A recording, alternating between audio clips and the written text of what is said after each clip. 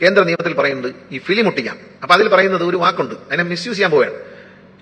ഇടതുവശവും വലതുവശവും ഗ്ലാസുകളിൽ 50% വരെ വിസിബിലിറ്റി മതി അകത്തേക്ക്.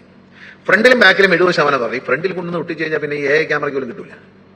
ആ പരിപാടി അവതരിപ്പിക്കുന്നതല്ല. പുറകിൽ നിങ്ങൾ 70% വിസിബിലിറ്റി ഉള്ള ഒട്ടിച്ചോളൂ. ഫ്രണ്ട് ഗ്ലാസിൽ സണ്ണ് കട്ടിയാൻ മേളങ്ങനെ ഒട്ടിക്കാന്നുള്ള താഴോട്ട് ഫിലിം ഒട്ടിക്കാൻ അനുവദിക്കുന്നതല്ല.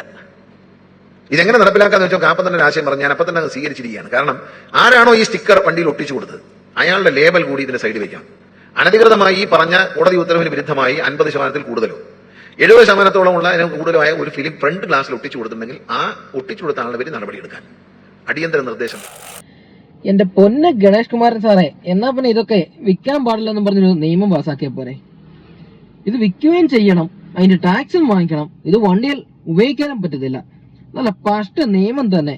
ഇയാൾ മന്ത്രിയായിട്ട് വീണ്ടും കയറിയപ്പോ തൊട്ട് തുടങ്ങിയതാണല്ലോ കുറെ പട്ടിഷമൊക്കെ. ഇതുവരെ ഇത് നിർത്താറായില്ലേ?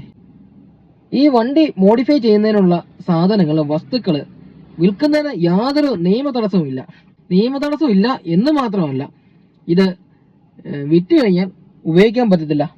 ഉപയോഗിച്ചു കഴിഞ്ഞാല് മറ്റു നിയമ തടസ്സങ്ങളുണ്ട്, ഉടനെ പെറ്റിയടിക്കും, അങ്ങനെയുള്ള വിഷയങ്ങളൊക്കെ ഉണ്ടാകും. അപ്പൊ ദയവ് ചെയ്ത് ഇമാര് ഊളത്തരം പറഞ്ഞിട്ട് പബ്ലിക്കിന്റെ ഇടയിലോട്ട് വന്നേക്കരുത്. നല്ല പുളിച്ച് തെറി കേൾക്കേണ്ടി വരും. എന്റെ പൊന്ന് ഗണേഷ് കുമാരൻ സാറെ, ഈ പരിപാടി ഒന്ന് നിർത്ത്.